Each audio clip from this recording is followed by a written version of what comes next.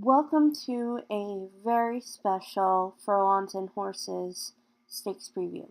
My name is Rachel, and I am your host for this horse racing vidcast.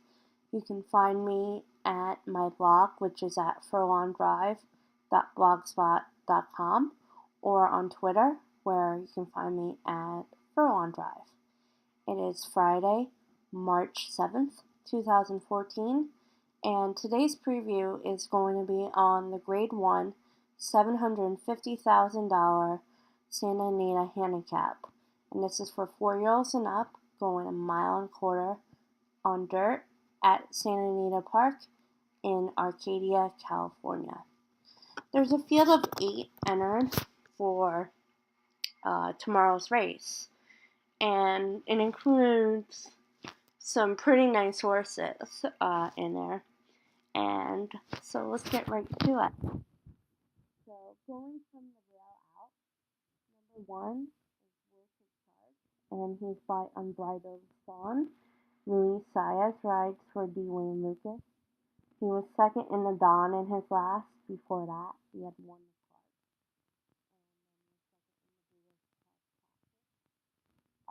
That was more than enough. And last year, as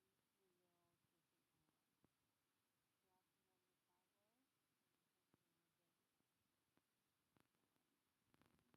he was also really good in the early spring. Kind of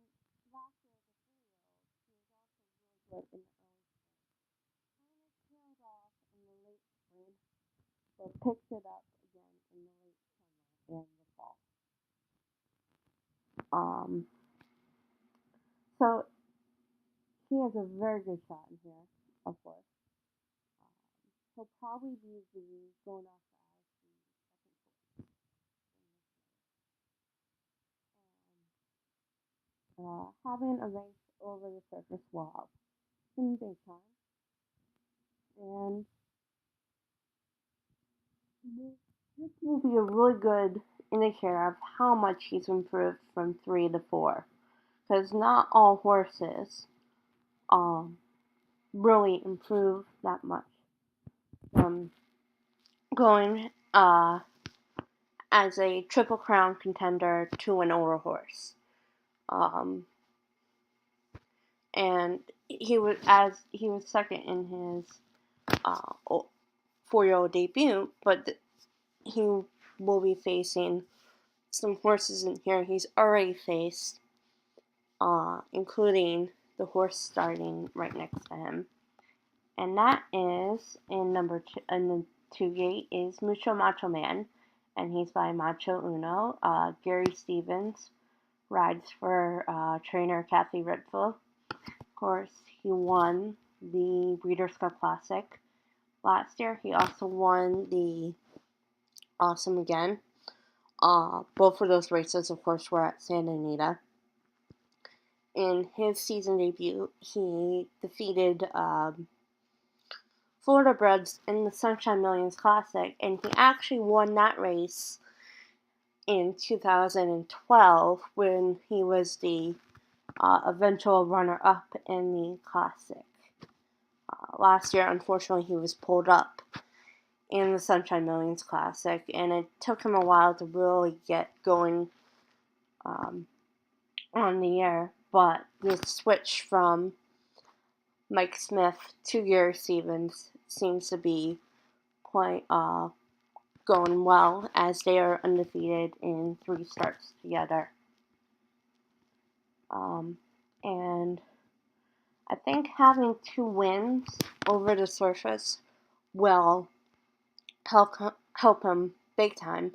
And honestly, he might be better now at 6 than he was at 2, 3, where he was 3rd in Kentucky Derby, even though he raced throughout most of both the Derby and the Preakness basically as a 2-year-old, because his birthday is not until June. His 4-year-old year, where he was the Breeders' Cup Classic runner-up, the Fort Lawn, and then last year when he won the race, defeating Fort Lawn, Will Take Charge, and another horse who will be in this race. So we'll see how he does. This is going to be a good acid test for not only Will Take Charge, but for Mucho Macho Man. We'll see if this rivalry goes throughout the year. Number 3 is Blingo, and he's by Artie Schiller, and Aaron Greider will ride for John Sheriffs. And he won the San Antonio in his last race. And that's the prep for those who are too old to go in the Stroob, which is for 4-year-olds.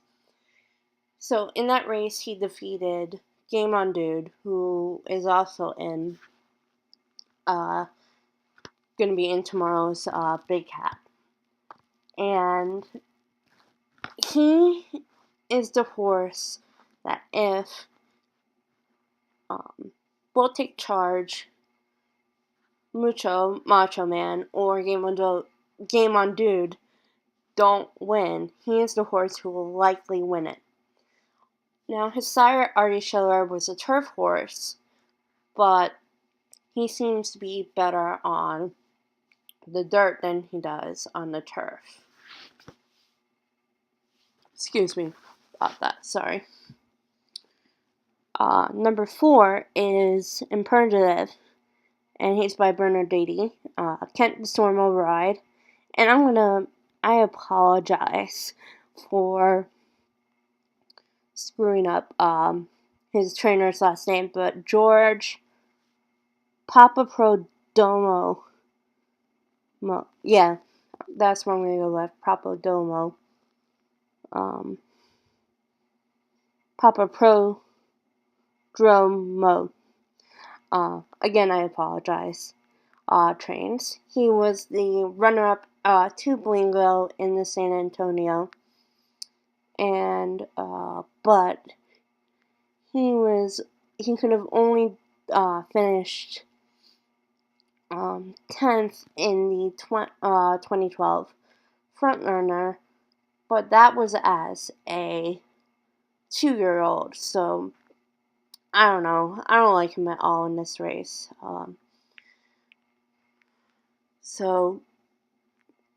And the fact that there are some really nice horses in here, I don't see him getting it done here. Number 5 is Rousing Sermon, and he's by Lucky Pulpit. Rafael Bejarano rides for Jerry Hollendorfer, and this is actually the first of 2 Hollendorfer horses in the race. He was 5th in the San Pasquale in his 5-year-old debut, and then he was 3rd in the Native Diver, which was his final race as a 4-year-old. And he was actually my Kentucky Derby pick in 2012. And he didn't run that badly, but he finished like mid-pack. I think he was like 10th in that race. But the horses that he'll be facing tomorrow, but by the time you will see it, it'll be tomorrow, Saturday. They're better than the horses that he faced in that year's Derby. So I don't think a mile quarter is really his thing. I think he wants a little bit shorter. Number 6 is American Blend, and he's by Quiet American. Joe Talamo rides for Carlo Gaines, and he only has 1 stakes start under his belt, and that was in his last, where he finished 3rd in San Antonio to Blingo and Imperative. He's probably going to be he's definitely going to be one of the long shots in the race with Rousing Sermon and another horse that I'll be talking about in a few minutes. And even probably Imperative is going to be a bit of a long shot because there are really only 4 horses who have a shot to win this race. So we'll see. I mean, crazier things happen, especially with the next horse I'm going to talk about. Number 7 is Game On Dude. He's by Awesome Again. Mike Smith rides for Bob Baffert. And of course, he is the defending champ of this race. But two of his last 3 races have not been good. I mean, he was second in the Clark, but he ran a stinker in the Classic. He ran a stinker in the San Antonio. I'm wondering if age has finally caught up with him. I mean, he's run in some very good races throughout his racing career. But stranger things have happened. He won the Santa Anita Handicap the first time via DQ.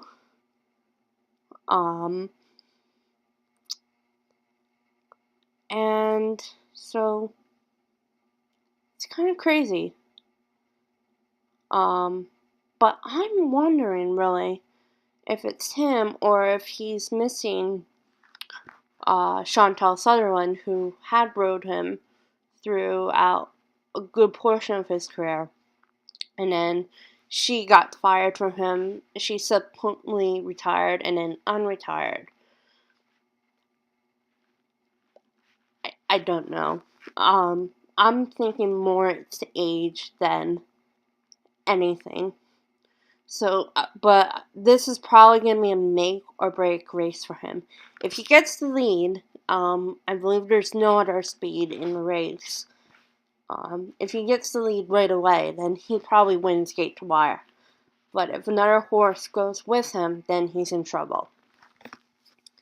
Number 8 is Here to Ghost. He's by Ghost Zapper. Joel Rosario rides for Jerry Hollendorfer. And he was a serious Kentucky Derby prospect last year before he got injured. Since then, it hasn't gone really his way. He's been third in his last 2 races. But he was third in the Stroop, but then he was third in an allowance race where there were only 4 horses in there. Now, it's probably a race that he probably should have won. And he's never been a mile and quarter. But a couple others of these horses haven't either. And I don't think he's as good as the top 3-year-olds from last year, like Will Take Charge, Orb, Palace Malice. He's probably not that, but we'll see what happens. On a personal level, I would like to see him do well, because I saw his sister break her maiden at Delaware Park when she was a 2-year-old, and she went on to win a Grade 1 herself. But that's the field for the Santa Anita Handicap. Again, from the rail out, number 1, Will Take Charge. Number 2, Mucho Macho Man. Number 3, Blingo. Number 4, Imperative. Number 5, Rousing Sermon. Number 6, American Blend. Number 7, Game On Dude. Number 8, Here to Ghost. And I am thinking that the winner of this race will be Mucho Macho Man.